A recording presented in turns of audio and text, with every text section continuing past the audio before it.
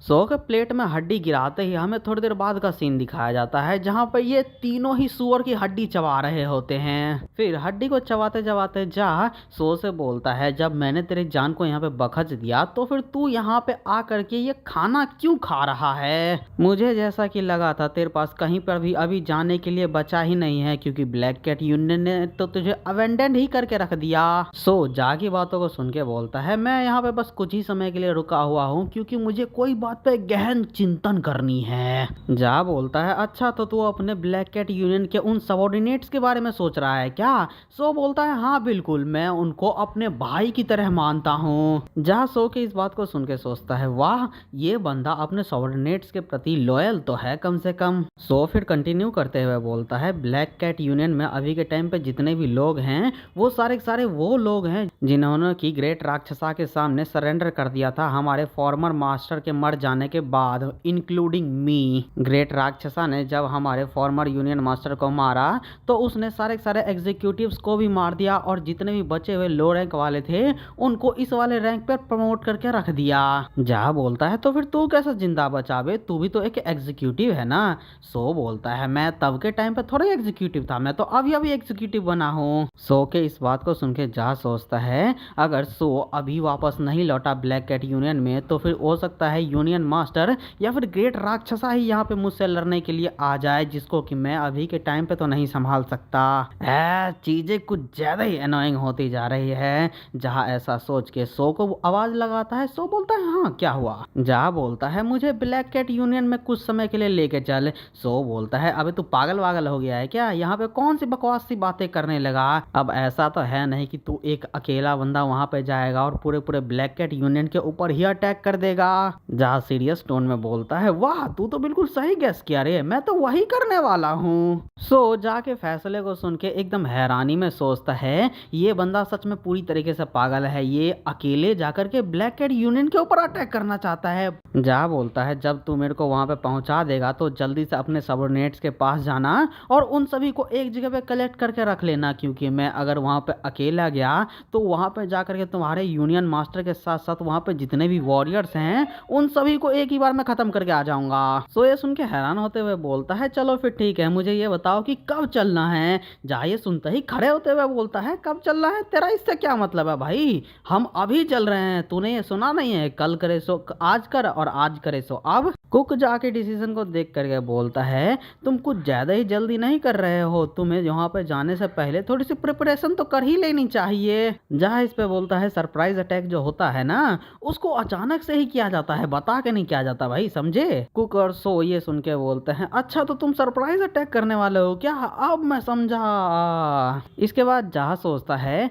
इलियंग प्रेफेक्चर तभी सेफ होगा अगर मैं वहां पे अकेले रेड करने के लिए जाऊंगा तो, और साथ में सो मेरा सबॉर्डिनेट कभी नहीं बनेगा अगर मैं उसके अंडरलिंक्स को मार दूंगा तो। फिर जाके ऐसा सोचने के साथ ही हमारा सीन कट होता है और हमें ब्लैक कैट यूनियन के बेस का सीन दिखाया जाता है जहां पर सो और जा पहुंच चुके होते हैं। इसके बाद जा सो से बोलता है, तुम स्टैंड बाय पे ही रहना और चांस का वेट करना जब तुम अपने सबॉर्डिनेट्स को बचा सकते हो। सो बोलता है, ठीक है। फिर ऐसा बोल के वो वहीं पर ही कहीं पे छुप जाता है और जा दरवाजे के सामने जाकर खड़ा हो जाता है और उसको जोर जोर से लात मार मार के बजाने लगता है। इस पे दरवाजे के छेद से एक बंदा आता है और बोलता है, अबे कौन है? जा बोलता है, इलियंग प्रेफेक्चर से ई जा आया है यहाँ पे। वो बंदा बोलता है, कौन ई जावे, भग जा यहाँ से सीधे से। जा बोलता है, अबे मेरे से यूं बकैतिया करना बंद कर, इससे पहले कि मैं दरवाजा तोड़ दूं, इज्जत से दरवाजे को खोल दे। दरवाजे के पीछे वाला बंदा इस पे जहाँ से बोलता है,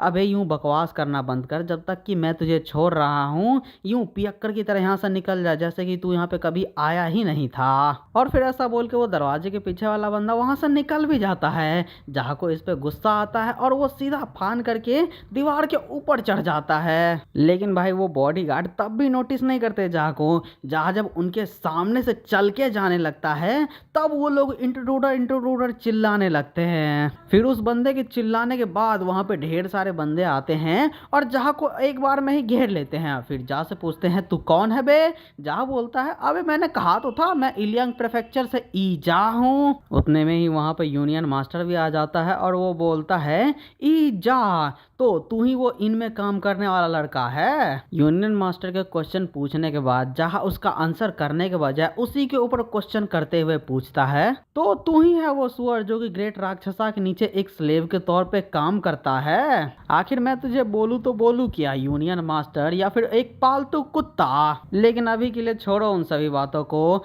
आखिर तेरी हिम्मत कैसे हुई, तेरे जैसा एक पालतू कुत्ता मेरे पीछे अपने आदमियों को भेज रहा है? क्या ये पालतू जानवर कुछ ज्यादा ही पगला चुका है क्या?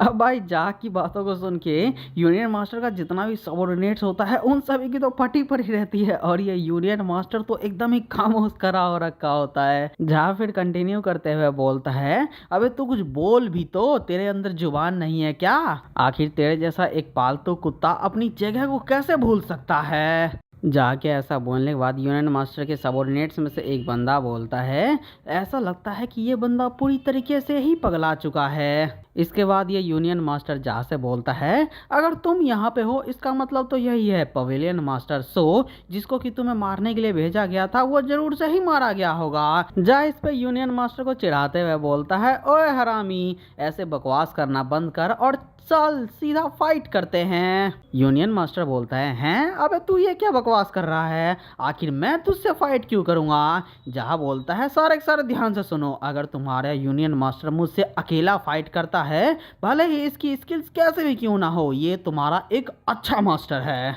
लेकिन अगर ये तुम सभी को ऑर्डर देता है मुझसे फाइट करने का बस मेरी स्किल्स को जांचने के लिए तो फिर ये बंदा तुम्हारे सर्व करने के लिए वर्दी नहीं होगा। और इतना ही नहीं, डार्क फैक्शन का ये एक स्कमबैग बन जाएगा जो कि बस और बस इस मास्क के पीछे चूहों की तरह अपनी शक्ल को ही छुपाना जानता है। अब भाई इसके बाद भी कोई कैरेक्टर का डायलॉग नहीं आता तो इसके बाद ट्रांसलेटर ही बोलता है अबे इस हरामी का हुआ नहीं क्या होता है ना। अब जाके डायलॉग्स पे दोबारा से आते हैं जहाँ पे वो बोलता है ये तो बस एक यूजलेस सा कमीना है जो कि ग्रेट राक्षसा के बस प्रेस्टीज के ऊपर ही रिलाई करता है और ये तुम्हें बस ऑर्डर करना ही जानता है ना। जा की इतनी सारी बातों को सुन के वहां पे खड़े जितने भी बंदे होते हैं वो पहले तो जा की तरफ देखते हैं फिर पसीना पसीना होकर के अपने यूनियन मास्टर की तरफ। इस पे फाइनली यूनियन मास्टर बोलता है तो तुम चाहते हो कि मैं तुमसे 1-on-1 फाइट करूं, आखिर कौन सा ही ऐसा यूनियन मास्टर होगा जो कि तुम जैसे एक इनमें काम करने वाले लड़के के टॉन्ट के ऊपर फंस जाएगा।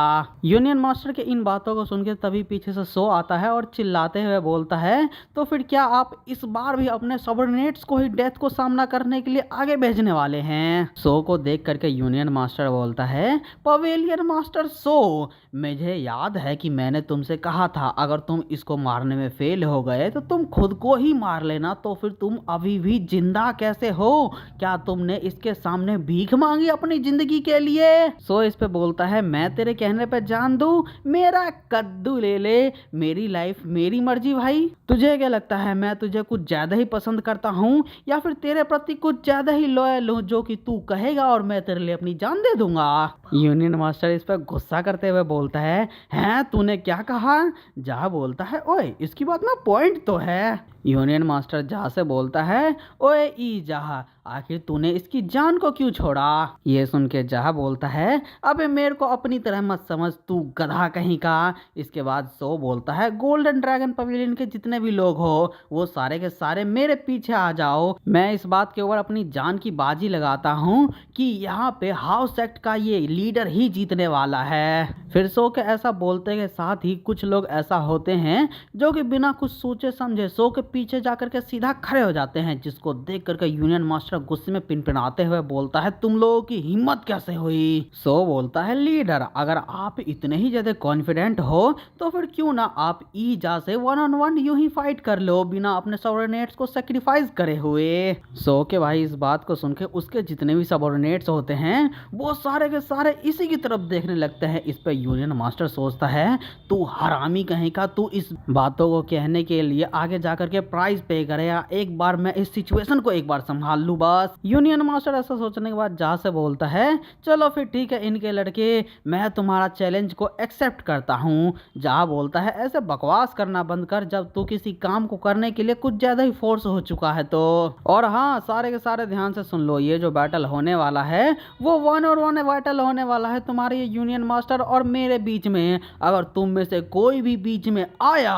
जहाँ भाई इतना बोलता ही है कि एक बंदे के पिछवाड़े में चुल मचती है और वो सीधा एक कुल्हाड़ी से जा के ऊपर अटैक कर देता है। जा उस कुल्हाड़ी को देखता है और सीधा हवा में ही कैच करके दोबारा से उसी बंदे पे फेंक देता है। वो कुल्हाड़ी जाता है और उस बंदे के सीधा हेडशॉट लगता है। फिर वो बंदा दीवार से जाकर के फ्रेम की तरह चिपक जाता है। जा फिर अपने फर्स्ट किल को करने के बाद बोलता है मैं तो यही कह रहा था, अगर तुम में से किसी के चुल मची और वो बीच में आया तो मैं उसको वहीं के वहीं मार दूंगा, तो इसीलिए अपने काम से काम रखो, यहाँ पे बिल्कुल मत आना।